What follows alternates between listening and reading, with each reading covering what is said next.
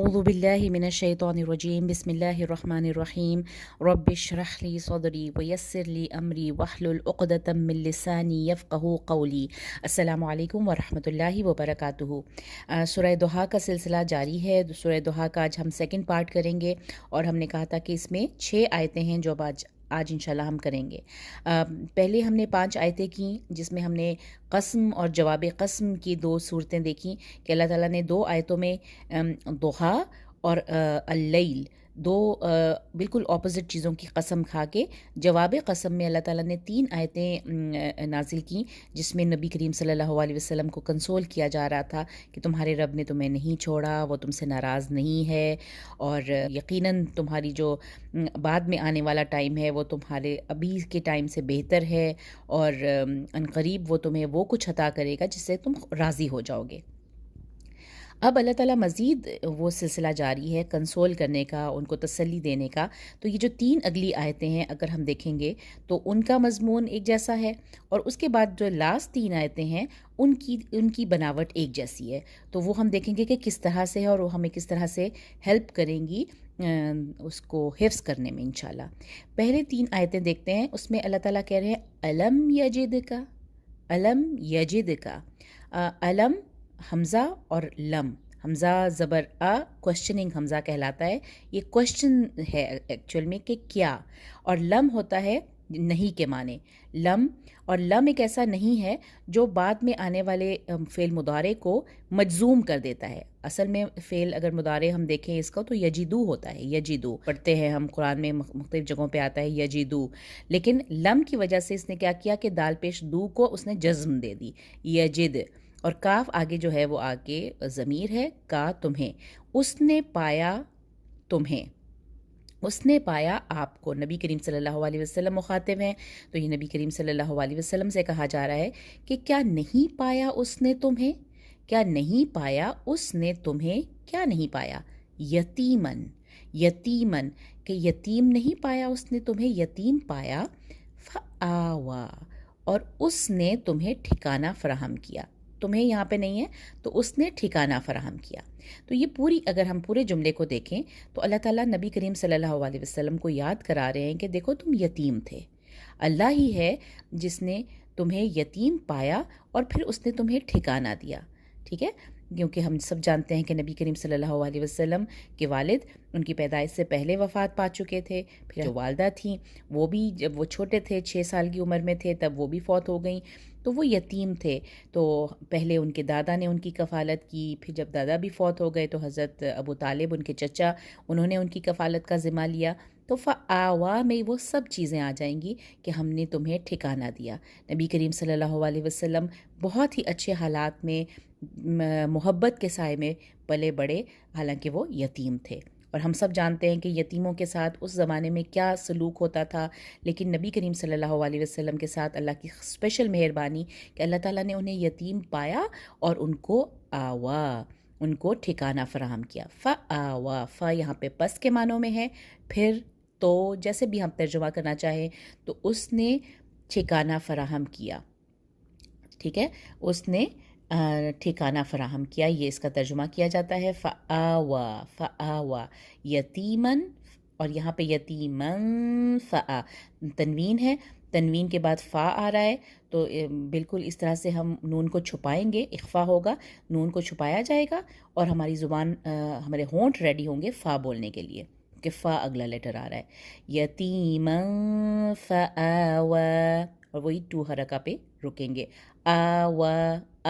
حمزہ بہت clear, fava نہیں کہنا، حمزہ بہت کلیئر ہونا چاہیے، جب بھی آپ کو ایک الف کے اوپر زبر زیر پیش ہو تو وہ حمزہ ہوتا ہے، اور حمزہ کی آواز بہت کلیئر ہوتی ہے، اور یہ 2 اور 2 حرکہ دونوں 2، آ بھی 2 ہے، وا بھی 2 ہے، آوا، آوا، وا نہیں کہنا، وا، دونوں ہونٹ گول ہونے چاہیے اور دونوں برابر، آوا، فآوا، الم یجدک یتیمن، کا یتی، دیکھیں میں نے ایک کراس ڈالا ہے کہ تاکہ کا لمبا نہ کریں، کبھی یجد کا لمبا ہو جاتا ہے، نہیں، یجدک یتیمن فآوا۔ دوسرے نمبر پہ اب کوشچن نہیں ہے، اب اللہ تعالیٰ نے ڈائریکٹ کہہ رہے ہیں وہ وجدہ کا، یہ پاسٹ ٹینس ہے، یہ یہاں پہ فعل مضارع تھا، یا سے پتہ چل رہا تھا کہ یہ مضارع ہے، جو کہ جس کو اس نے مجزوم کر دیا تھا لم نے، الم یجد کا سے سٹارٹ ہوا تھا۔ اب اگلی دو آیتیں وجدہ کا، وجدہ کا، اور اس نے پایا تمہیں، پاسٹ ٹینس میں اس نے پایا، ذکر نہیں آ رہا یہاں پہ، فائل مینشن نہیں ہے، لیکن اس میں آلریڈی ایک ضمیر ہوتی ہے، اس نے پایا، اس نے پایا آپ کو، نبی کریم صلی اللہ علیہ وسلم کو کیا پایا؟ یہاں پہ یتیمن دو زبر کے ساتھ تھا، یہاں پہ بھی دو زبر کے ساتھ ایک اسم ہے،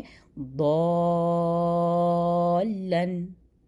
ضالن، 6 کاؤنٹ تک ہم اس الف کو کھینچیں گے، کیونکہ اگلا جو لام ہے وہ اس کے اوپر شدہ ہے، تو جب بھی مد کے بعد ایک ساکن آ جائے، سکون آ جائے، تو وہ 6، اس کو مد لازم کہتے ہیں، جو 6 حرکات تک لمبا کھینچا جاتا ہے۔ میں یہاں سکون کیوں کہہ رہی ہوں، اس کے اوپر تو شدہ ہے، لیکن شدہ کا جو پہلا لام ہوتا ہے، یہ 2 لام ہے یہاں پہ، ایک لام ساکن ہوتا ہے، تو شدہ ہو تو وہ بھی اس کا مطلب ہے کہ ساکن ہے، تو مد کے بعد جب سکون آتا ہے تو وہ 6 کاؤنٹ تک کھینچا جاتا ہے وہ مد، ضالن، اور پھر آگے پھر اخفا کا غنہ، کیونکہ فا آ رہا ہے تنوین کے بعد، تو ہم یہاں پہ نون تنوین کو چھپائیں گے، نون کو چھپایا جائے گا، اور ہمارے ہونٹ ریڈی ہوں گے فا بولنے کے لیے، ضالن فہدى، فہدى، اب کیا مطلب ہے ضالن؟ ہم ضالین پڑھتے ہیں سورہ فاتحہ میں، وہاں پہ بھی یہی مطلب ہے، گمراہ، راہ بھٹکا ہوا، جو راستہ بھول جاتے ہیں، گمراہ ہو جاتے ہیں، گمراہ، تو اس کو کہا جاتا ہے ضالن، وجدہ کا، اور پایا اس نے، اور اس نے پایا کس کی بات، اس کس کی بات ہو رہی ہے؟ وہ پھر یہاں پہ بھی فائل مینشن نہیں ہے، پہلے ہم رب کی جو بات کر رہے تھے نا، اس رب نے، تیرے رب نے تجھے پایا ضالن، بھٹکا ہوا، راہ بھولا ہوا پایا، فہدا، پھر اس نے کیا کیا؟ جیسے وہاں پہ یتیم پایا تھا اور تمہیں پھر اس نے ٹھکانہ دیا، یہاں پہ اس نے راہ بھٹکا ہوا پایا تو اس نے تمہیں ہدایت بھی دے دی، اللہ نے ہدایت دی۔ اللہ ہدایت کون دیتا ہے؟ صرف ہمارا رب ہمیں ہدایت دے سکتا ہے۔ ہدایت اللہ نے نبی کریم صلی اللہ علیہ وسلم کو، انہوں نے دیکھا کہ وہ ان کو، جیسے ہم کہتے ہیں نا کہ پہلے 40 سال، جب 40 سال کی عمر میں ان کو نبوت ملی، تو وہ ٹائم تھا جب نبی کریم صلی اللہ علیہ وسلم حق کو ڈھونڈ رہے تھے، ایک خاص ٹائم سے وہ اپنے ارد گرد ہونے والی چیزوں کو بالکل صحیح سمجھ نہیں رہے تھے، وہ دیکھ رہے تھے کہ شرک ان کو پسند نہیں آ رہا تھا کہ یہ کیا ہو رہا ہے میرے ارد گرد، اور وہ ایک بالکل ان کو کچھ سمجھ نہیں آ رہی تھی کچھ چیزوں کو، تو اسی کا ذکر کیا جا رہا ہے، اس نے تمہیں پایا راہ بھٹکا ہوا، فہدا، اور اس نے ہدایت دے دی، وجدہ کا، اور اس نے پایا تمہیں۔ پھر یہ دیکھیں، میں بار بار یہاں پہ انہیں کراس اس لیے ڈالا ہے کہ کا کو لمبا نہیں کرنا، تجوید کا یہاں پہ بہت کامن مسٹیک ہے، کا لمبا کر دیتے ہیں لوگ، وَوَجَدَكَ، نہیں، وَوَجَدَكَ عَائِلًا، یہاں پہ بھی ایک مد ہے، یہ بھی مد تھا، یہ بھی مد ہے، لیکن دونوں میں فرق کیا ہے کہ اس مد کے بعد شدہ آ رہا تھا تو ہم نے 6 کاؤنٹ تک لمبا کیا تھا، اس مد کے بعد، اس نیچرل مد کے بعد، اس الف کے بعد حمزہ آ رہا ہے تو یہ 4 کاؤنٹ تک لمبا ہوگا، عین کو بہت آرام سے اس کو ادا کرنا ہے، عائلا فأغنى، تو یہ تینوں جو اخفا ہیں وہ فا کی وجہ سے ایک ہی جیسے ساؤنڈ کریں گے، یتیما فآوى، ضالا فهدى، اور عائلا فأغنى۔ اب عائلا کسے کہتے ہیں؟ عائلن کہتے ہیں تنگ دست، غریب۔ ہم جانتے ہیں کہ نبی صلی اللہ علیہ وسلم بہت کوئی امیر نہیں تھے، کوئی مطلب ہوتا ہے نا ترکے میں کوئی جائیداد ہو یا کوئی آپ کے پاس بہت مالدار ہو، ایسے مالدار نہیں تھے، تنگ دست تھے، لیکن اللہ تعالیٰ کہہ رہے ہیں کہ اس نے تمہیں پایا، کس نے؟ رب نے، تیرے رب نے تجھے پایا، عائلن، عائلن یعنی تنگ دست، تو اس نے تمہیں اغنا، تو اغنا کہتے ہیں غنی، جس کو کوئی فکر نہیں ہوتی نا، جس کو جو مالدار ہوتا ہے، جو جس کے پاس مال آ جائے وہ غنی ہو جاتا ہے، اس کو پھر کسی چیز کی فکر نہیں رہتی. تو ہم نے دیکھا کہ نبی کریم صلی اللہ علیہ وسلم نے جب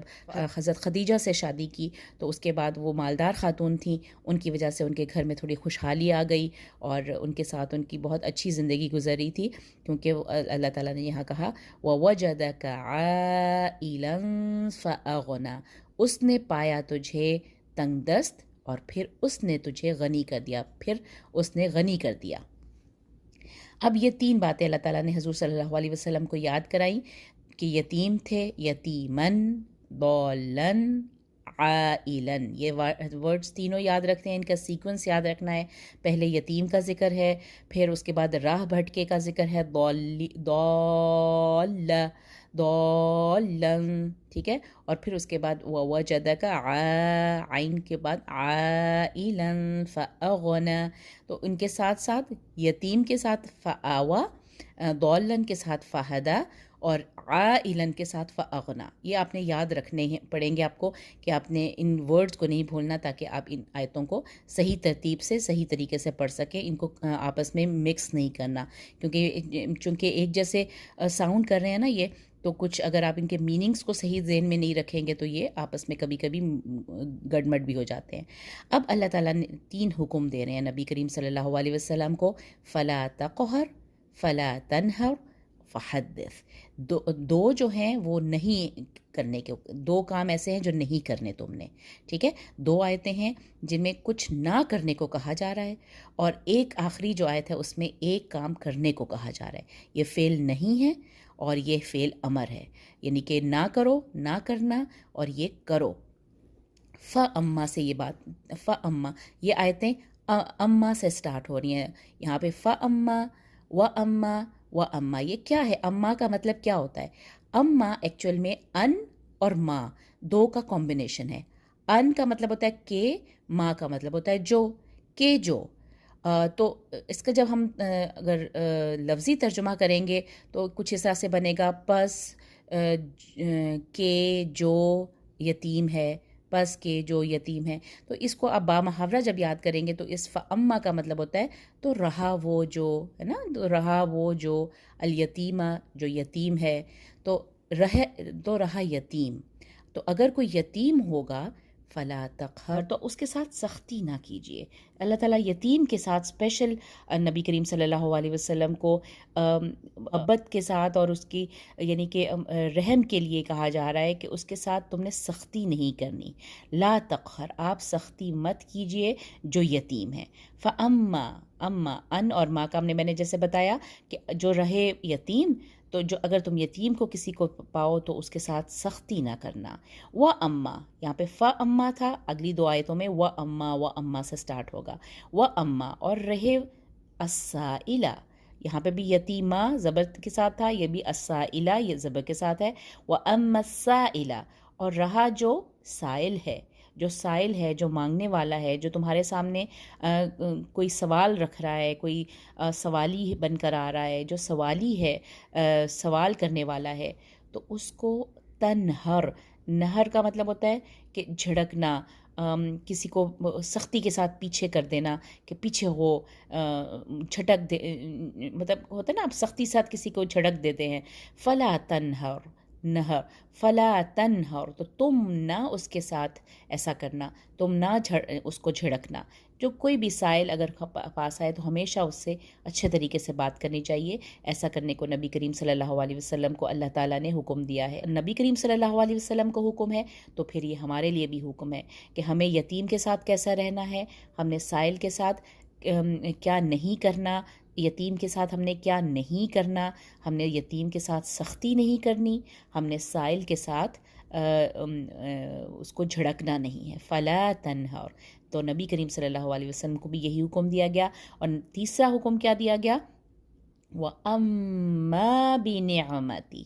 اما. اب اس اما میں اور ان دونوں میں کیا فرق ہے کہ یہاں پہ میم الف ما نہیں پڑھا جا رہا تھا، ہم میم کو ڈائریکٹ لام کے ساتھ جوڑے تھے کیونکہ آگے حمزۃ الوصل اور ساکن تھا. فَأَمَّا الْيَتِيمَ وَأَمَّا السَّائِلَ، لیکن یہاں پہ اما کو 2 حرکہ دیں گے. وَأَمَّا بِنِعْمَةِ رَبِّكَ، کہ جو نعمت تیرے رب کی تجھے ملتی ہے، آپ اپنے رب کی نعمت کو کیا کرنا ہے؟ فحدث، اس کو بیان کیجئے، اس کو بیان کرو، اس کو یعنی کہ جو نعمت تمہیں ملتی ہے اس کو تمہیں بیان کرنا ہے، اس کو بتانا ہے. اللہ تعالیٰ کی نعمتوں کو بیان کرنا چاہیے، اس کو بتانا چاہیے لوگوں کو کہ اللہ تعالیٰ نے مجھے یہ نعمت دی ہے. اور ہمارے پاس اپنے رب کی سب سے بڑی نعمت کیا ہے؟ ہمارا دین ہے. اور ہم اپنے دین کی بات کو آگے پہنچانا، یہ بھی اس جملے کا مطلب ہے کہ تم نے کیا کرنا ہے کہ جو نعمت اللہ تعالیٰ نے تمہیں دی ہے، اپنے رب کی جو نعمت تمہارے پاس ہے، فحدث، اسے بیان کرو، اس کو لوگوں تک پہنچاؤ. حدیث ہے نا، حدیث ہم اسی حساب سے پڑھتے ہیں کیونکہ ہم بیان کرتے ہیں نبی کریم صلی اللہ علیہ وسلم کی سینگز کو آگے پہنچاتے ہیں. تو بالکل فحدث اسے بیان کیجئے. ٹھیک ہے، اپنے رب کی نعمتوں کو بیان کیجئے. تو یہ 3 باتیں پہلے ہم نے یاد رکھنی ہے کہ نبی کریم صلی اللہ علیہ وسلم کو یاد کرایا جا رہا ہے کہ تمہیں اللہ تعالیٰ نے کیا تمہیں اس نے یتیم نہیں پایا کہ اس نے تمہیں ٹھکانہ دیا، اور کیا اس نے تمہیں بھٹکا ہوا نہیں پایا کہ پھر اس نے تجھے ہدایت دی، اور کیا اس نے تمہیں تنگ دست نہیں پایا کہ پھر تجھے اس نے غنی کر دیا. پھر رہے جو یتیم، ان کو تم مت سختی کرنا، اور جو سائل ہیں، جو سوالی ہوتے ہیں، ان کو کبھی جھڑکنا نہیں ہے. وَأَمَّا بِنِعْمَةِ رَبِّكَ فَحَدِّثْ، اما بِنِعْمَةِ رَبِّكَ فَحَدِّثْ. تو جو رہا تمہارے رب کی طرف سے تمہاری نعمت، تمہیں جو نعمتیں دی گئی اس کو تم نے بیان کرنا ہے. تو 2 نہیں کرنے والے کام ہیں اور 1 کرنے والا کام ہے. فَلَا تَقْهَرْ فَلَا تَنْهَرْ، یہ دونوں فا کے ساتھ فلا اور سے ہو رہا ہے. اور یہاں پہ بھی فا ہے لیکن حدث، بیان، تو پھر اسے بیان کیجئے. اور یہاں پہ اما کا بھی دیکھنا ہے، فَأَمَّا وَأَمَّا، اور یہ بھی دیکھنا ہے کہ فَأَمَّل وَأَمَّا السَّائِلَ، اور یہاں پہ اما کا 2 حرکہ ہم دیں گے. تو ان چیزوں کو ذہن میں رکھتے ہوئے ان آیتوں کو یاد کیجئے، تو پھر انشاءاللہ آپ کو یہ نہیں بھولیں گی. جزاک اللہ خیر. السلام علیکم ورحمۃ اللہ وبرکاتہ.